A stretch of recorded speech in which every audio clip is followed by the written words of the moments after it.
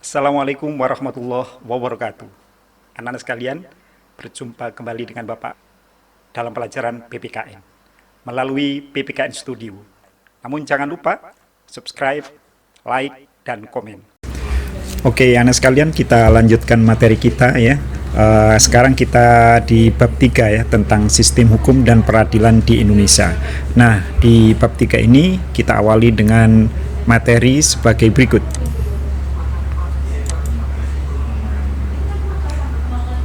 Ya, kita bicara soal pengertian hukum dulu. Anak sekalian, pengertian hukum ini banyak sekali dikemukakan oleh para pakar-pakar hukum tentunya. Namun akan Bapak tunjukkan dua saja, yang lainnya nanti kalian bisa buka sendiri di materi ini atau di video ini. Kalian bisa skip lalu kalian baca, kalian tulis, kalian pahami. Yang pertama adalah menurut Profesor E.M. Myers, hukum adalah semua aturan yang mengandung pertimbangan kesusilaan, ditujukan kepada tingkah laku manusia dalam masyarakat, dan menjadi pedoman bagi penguasa negara dalam melakukan fungsinya.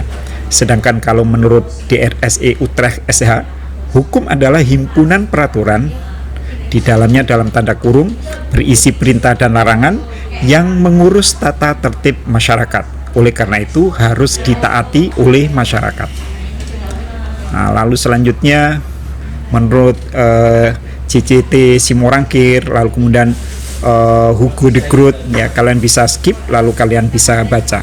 Namun anak sekalian, yang ingin Bapak sampaikan secara umum dari beberapa pengertian tadi, apa sih yang dimaksud dengan hukum? Jadi hukum itu adalah himpunan peraturan, atau disebut dengan kumpulan peraturan, atau juga disebut peraturan-peraturan ya, yang sifatnya memaksa, yang dibuat oleh lembaga yang berwenang di suatu negara untuk mengatur kehidupan manusia di dalam masyarakat. Jadi secara umum, secara ringkasnya, hukum itu bisa diartikan demikian, yaitu himpunan peraturan atau peraturan-peraturan yang mengatur tingkah laku manusia dan di dalam masyarakat, yang berisi perintah dan larangan dan dibuat oleh lembaga yang berwenang. Nah, misalnya lembaga yang berwenang itu kalau di Indonesia adalah misalnya DPR ya, dan lain sebagainya. Oke, kita lanjutkan. Sekarang kita ke pengertian sistem hukum nasional. Anak sekalian, kalau tadi adalah pengertian hukum secara umum. Nah, sekarang ada kata-kata hukum nasional. Artinya yang dimaksud dengan hukum nasional ini adalah hukum nasional Indonesia. Hukum yang berlaku di Indonesia saat ini. Nah, gitu ya. Bapak ulangi lagi, hukum yang berlaku di Indonesia saat ini. Nah, bagaimana pengertian sistem hukum nasional itu? Yuk kita lanjutkan. Sistem hukum nasional adalah keseluruhan unsur hukum nasional yang saling terkait guna mencapai tatanan sosial yang berkeadilan. Jadi di dalam pengertian ini mengandung arti bahwa hukum nasional itu adalah keseluruhan unsur-unsur hukum nasional. Artinya bahwa di Indonesia itu hukum itu sangat banyak, anak sekalian. Banyak sekali hukum yang mengatur tingkah laku manusia di dalam masyarakat Indonesia ini ya. Ada hukum pidana, ada hukum perdata ya, ada hukum hukum adat. Dan di dalam hukum pidana itu sangat banyak juga mengatur tentang hukum, mengatur tentang hukum mencuri, hukum merampok ya. Ada hukum juga, hukum militer, hukum agama, hukum tata negara, banyak sekali anak sekalian. Nah, anak sekalian, jika hukum-hukum di Indonesia itu disatukan, ya, itulah namanya sistem hukum nasional. Apa tujuannya? Untuk mencapai tatanan sosial yang berkeadilan. Nah, maksudnya demikian. Kita lanjutkan. Sistem hukum meliputi 3 bagian penting ya, sebagai berikut. Yang pertama, ya, yang nama sistem hukum itu harus ada struktur kelembagaan hukum.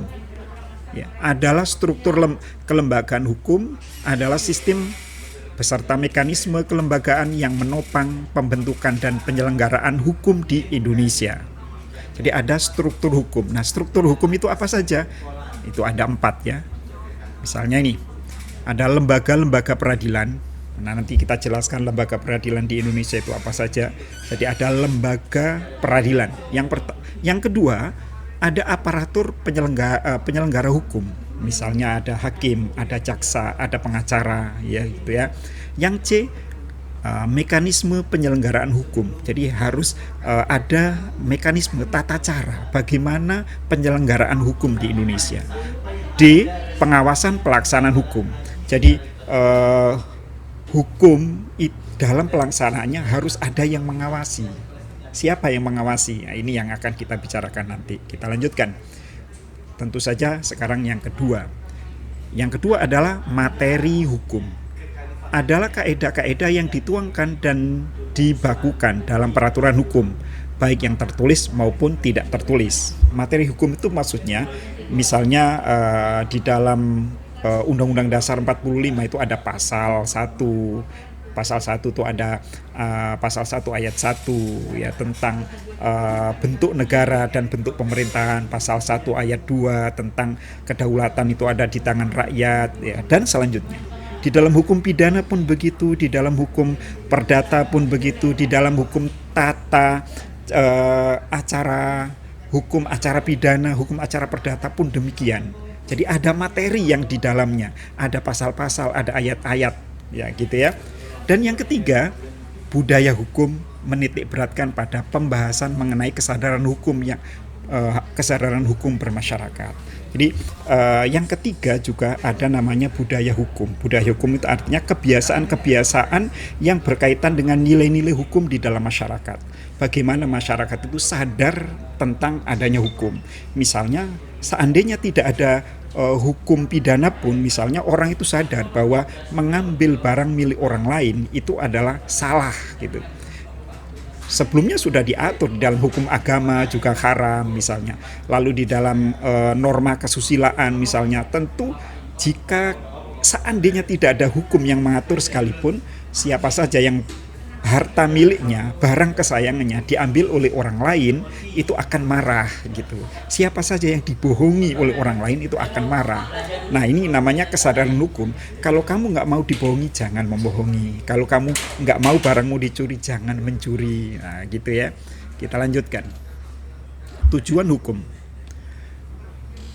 Tujuan hukum nasional Indonesia adalah ingin mengatur secara pasti hak-hak dan kewajiban lembaga tinggi negara, semua pejabat negara, dan setiap warga negara agar semua dapat melaksanakan kebijaksanaan dan tindakan-tindakan demi terwujudnya tujuan nasional bangsa Indonesia, yaitu terciptanya masyarakat yang melindungi hukum, cerdas, terampil, serta cinta dan bangga bertanah air Indonesia dalam suasana kehidupan makmur dan adil berdasarkan falsafah Pancasila. Nah, ini tujuan dari sistem hukum nasional, anak sekalian. Jadi tujuannya adalah ingin mengatur secara pasti apa haknya warga negara, apa haknya pemerintah, apa haknya lembaga-lembaga tinggi negara, dan juga apa kewajiban mereka semua. Kalau ada dasar hukumnya itu jelas. Begini boleh, begitu tidak boleh. Kalau tidak ada sistem hukum nasional, maka kita semua sebagai warga negara dan juga lembaga-lembaga tinggi negara nggak ada dasar hukumnya kalau mau bertindak. Ini bahaya, akan terjadi kesewenang-wenangan, ya, penguasa terhadap rakyatnya atau sebaliknya. Maka harus ada sistem hukum sehingga kita mengenal ada namanya legalitas hukum. Seseorang itu dianggap bersalah jika ada hukum yang mengaturnya. Kalau tidak ada hukum yang mengaturnya, seseorang tidak bisa dianggap bersalah. Oke, kita lanjutkan. Penggolongan hukum di Indonesia. Anak sekalian, penggolongan hukum di Indonesia sangat banyak ya. Misalnya berdasarkan yang pertama, berdasarkan bentuknya. Ya. Ada hukum tertulis, ada hukum tidak tertulis. Ya. Berdasarkan wilayah berlakunya, ada hukum lokal, hukum nasional, hukum internasional. Nah, yang pertama ya, berdasarkan bentuknya ada hukum tertulis, yaitu peraturan-peraturan yang wujudnya tertulis, ada tulisannya, ya, ada tulisannya. baik itu berupa buku maupun lembaran-lembaran. Contohnya Undang-Undang Dasar 45, undang-undang, peraturan pemerintah. Ya, kalau kalian misalnya ke toko buku beli Undang-Undang Dasar 45, ada itu, ada bukunya, tercatat semua. Beli hukum pidana, ada di situ. Lalu kemudian ada hukum yang tidak tertulis, yaitu peraturan yang tidak tertulis secara resmi tetapi tetap dipatuhi oleh masyarakat. Contoh hukum adat, hukum kebiasaan, ya, itu tulisannya tidak ada. Ya, itu hanya ada di masyarakat adat-adat tertentu, anak sekalian ya, nggak ada bukunya. Misalnya hukum adat Jawa, kita nggak menemukan ada buku tentang adat Jawa, nggak menemukan, gitu ya. Lalu kemudian yang kedua, berdasarkan wilayah berlakunya, ada hukum lokal. Hukum lokal itu artinya hukum yang berlaku di suatu daerah tertentu. Misalnya peraturan daerah Provinsi DKI Jakarta, ya hanya berlaku di Jakarta saja, nggak bisa berlaku di Banten, berlaku di Jawa Barat. Atau Perda Kota Surabaya hanya berlaku di Surabaya saja, tidak berlaku di daerah sebelahnya, di Gresik, di Sidoarjo, ya tidak berlaku. Itu namanya hukum lokal. Yang kedua ada hukum nasional, yaitu hukum yang berlaku bagi seluruh wilayah suatu negara. Ini sering juga disebut dengan istilah hukum positif, hukum yang berlaku di suatu negara pada saat itu. Contohnya sekarang Undang-Undang Dasar 1945, hukum pidana, hukum perdata, hukum acara pidana, acara perdata, dan lain sebagainya, ya semuanya berlaku di Indonesia saja, tidak berlaku di negara lain. Lalu kemudian ada hukum internasional, ya, yaitu hukum yang menurut aturan-aturan dalam hubungan internasional, yaitu hukum yang mengatur hubungan hukum antara satu negara dengan negara lain, ya gitu. Tapi ada satu lagi, sebenarnya anak sekalian, berdasarkan wilayah berlakunya ada namanya hukum gereja, yaitu hukum yang berlaku untuk umat Katolik saja, ya, yang pusatnya di Roma, Italia. Lalu kemudian berdasarkan fungsinya ada hukum material, yaitu hukum yang berisi perintah dan larangan, dan yang hukum formal yaitu hukum yang mengatur tata cara melaksanakan hukum formal. Hukum material. Contohnya misalnya hukum perdata, hukum dagang, hukum pidana, itu di dalamnya ada perintah dan larangan, apa yang boleh, apa yang tidak boleh. Kalau hukum formal itu misalnya hukum acara pidana, bagaimana cara membawa seseorang yang bersalah sampai kepada pengadilan, itu diatur di dalam hukum acara pidana. Seringkali orang menyebutnya hukum formal itu adalah hukum yang mengatur bagaimana cara mempertahankan hukum material, gitu ya. Lalu kemudian yang keempat, berdasarkan waktu berlakunya, ada namanya satu, ada hukum positif. Hukum positif itu sering juga disebut dengan ius constitutum, hukum yang berlaku sekarang. Contohnya Undang-Undang Dasar 45. Lalu kemudian hukum yang berlaku pada masa yang akan datang. Yang kedua, atau disebut dengan istilah ius constitutum, hukum yang berlaku pada masa yang akan datang. Ini contohnya adalah hukum-hukum yang masih dalam bentuk rancangan, ya, RUU rancangan, ya. Lalu kemudian ada hukum antar waktu. Ketika ini sudah nggak ada, yang pertama hukum positif nggak ada, dan hukum akan datang atau ius constitutum belum ada, maka berlakulah hukum antar waktu. Hukum yang mengenai hubungan peristiwa hukum yang berlaku saat sekarang dengan hukum yang berlaku pada masa lalu. Ya, contohnya pada pasal aturan peralihan Undang-Undang Dasar 45.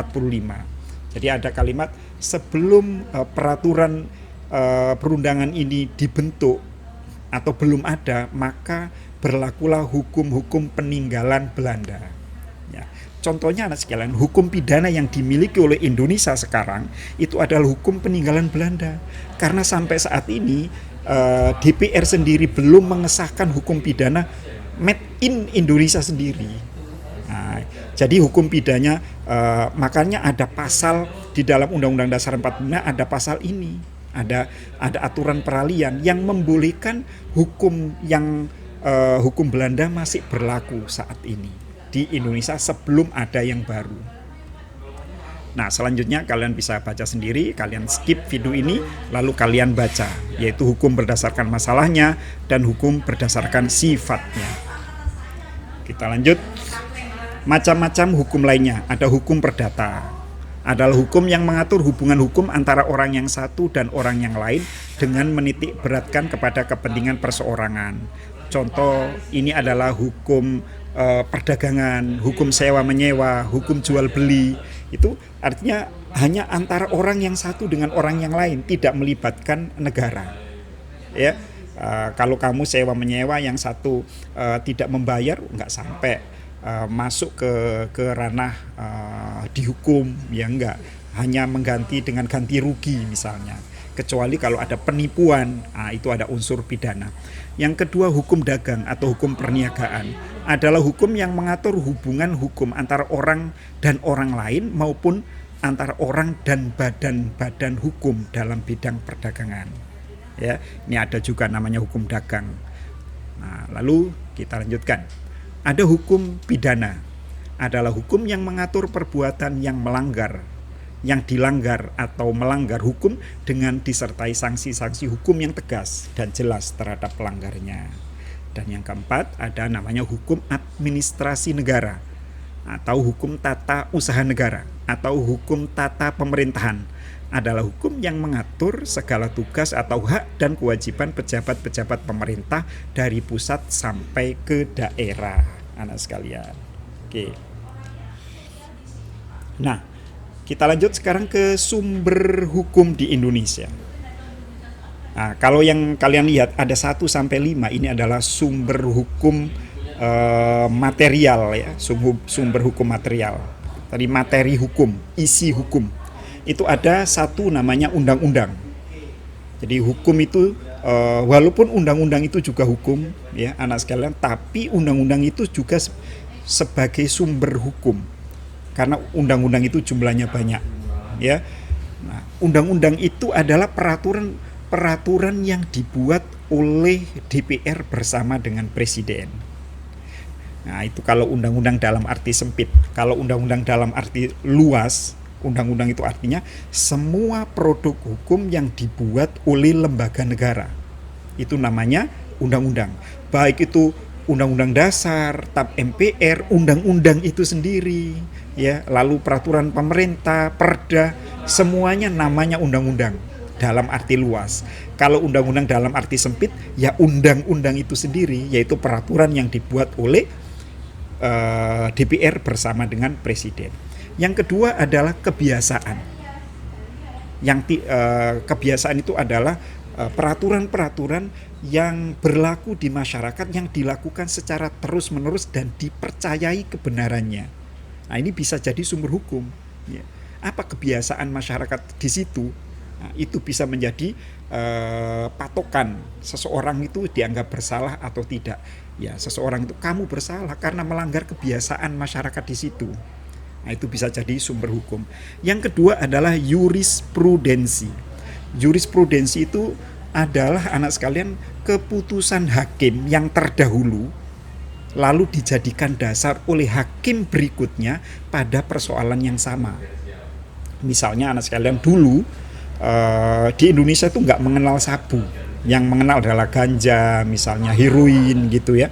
Nah, suatu ketika banyak orang yang jadi korban sabu-sabu ini.